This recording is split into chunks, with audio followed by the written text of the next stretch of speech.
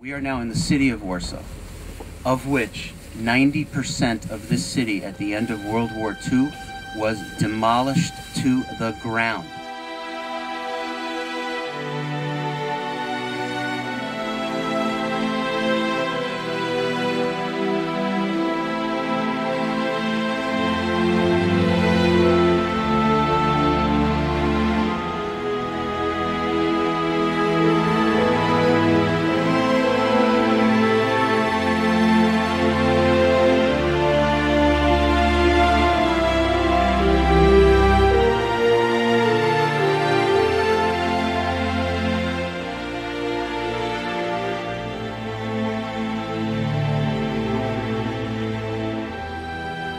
Think about where you're standing.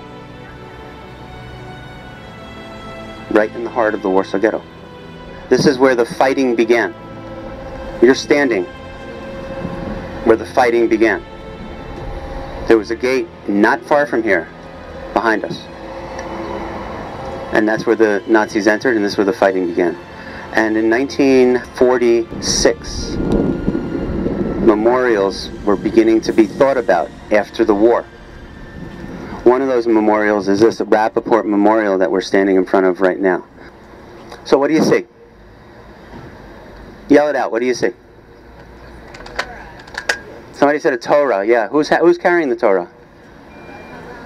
A rabbi, a pious man maybe. What else do you see? Yell it out. Well, look at the faces. A child. Where's the child looking? Is he looking in the same direction as anybody else? Why do you think that is? Say again? Children have hope. Everybody else is going forward to their deaths. Where are they going? Treblinka. What is Treblinka? A death camp. Period. They didn't know it. You know what they were told? You're going to be resettled in the East because we Nazis have just conquered most of the East. We're going to send you there. So a lot of people bought it. They didn't know any better because this was unprecedented. But they went sadly, and there's a lot. You see the man in the middle with the Torah that you mentioned. He's looking up. Where's he looking up to? God, heaven, right? Okay. What other image do you see, like to the right, all the way to the right? She's crying. That's right. She's crying, and she's at the end of the line crying. What else do you see? Anybody have an interpretation? You can this is a piece of art. It's a piece of art, and it's almost an oxymoron when you talk about Holocaust art. And this was immediately after the Holocaust that this was put together. So let's all walk around to the other side. Look at the faces, look at the outline, look at maybe think about the difference between the frieze that you just saw on the other side compared to this one on this side. Who do you think the central figure is? You ever hear of Mordechai Anilevich? That's who it is. What's he holding? Second World War grenade. On the bottom left, what's he holding? The Second World War grenade, right? He's holding a grenade. Do you see older or younger people there? Do you see the older man? Why do you think there's only one older person there?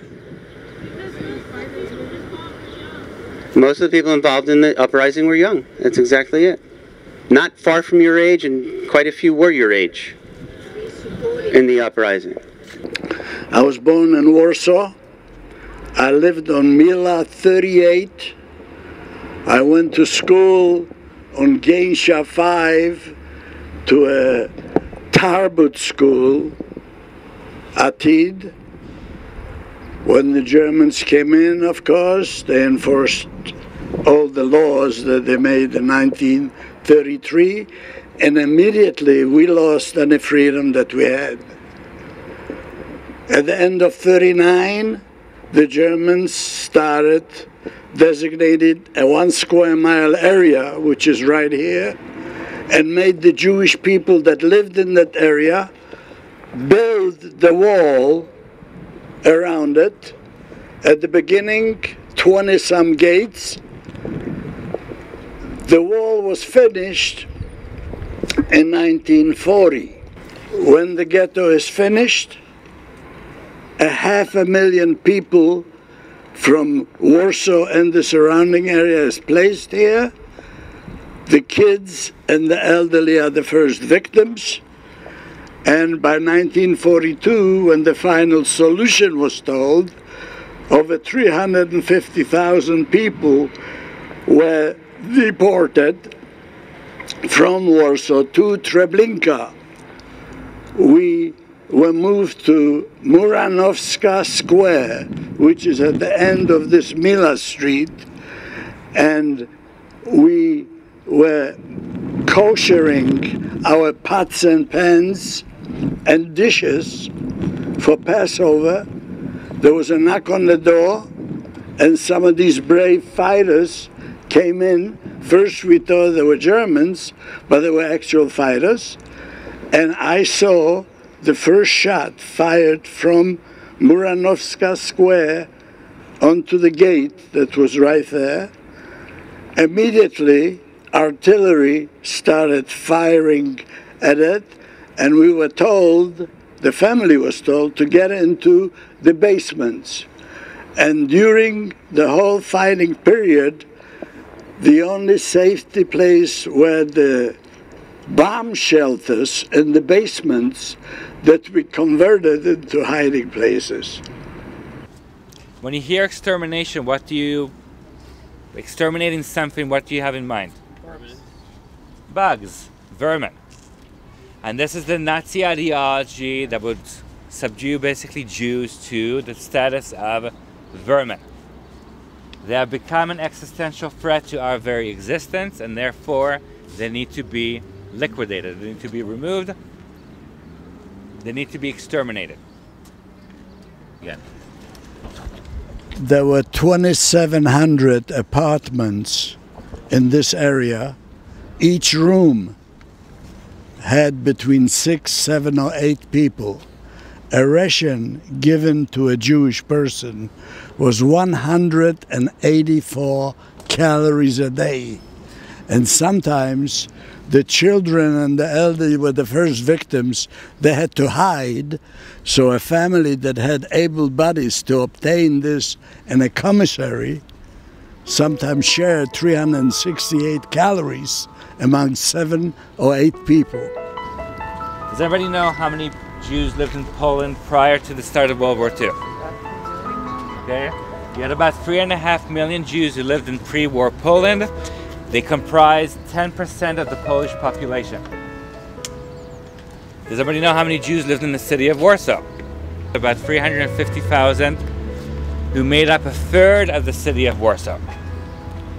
The Warsaw Ghetto at its height, when it was fully constructed and the walls or gates were sealed, it had 500,000 people who were squeezed into the Warsaw Ghetto in its height.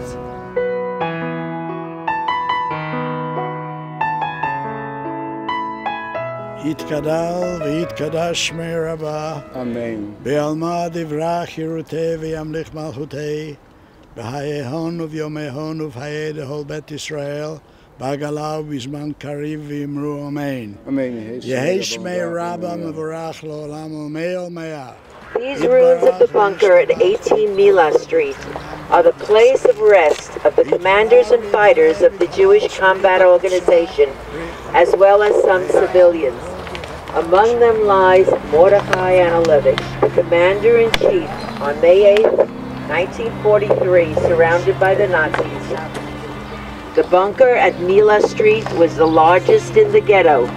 It is the place of rest of over 100 fighters, only some of whom are known by name. Here they rest, buried where they fell, to remind us that the whole earth is their grave.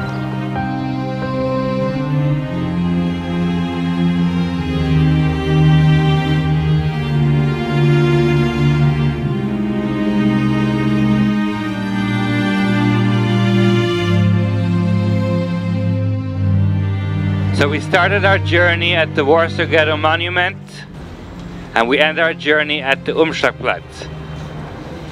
This is the daily route that at least 330,000 Jews interned in the Warsaw Ghetto took. They were brought to here, sometimes hauled in for days. No food, no water. And when the cattle cars were ready, they were loaded up harshly, often aided by the ghetto Jewish police, and then transported directly to the death camp of Treblinka. You have a list of names. These are all children's names, typical Jewish names during this period of time.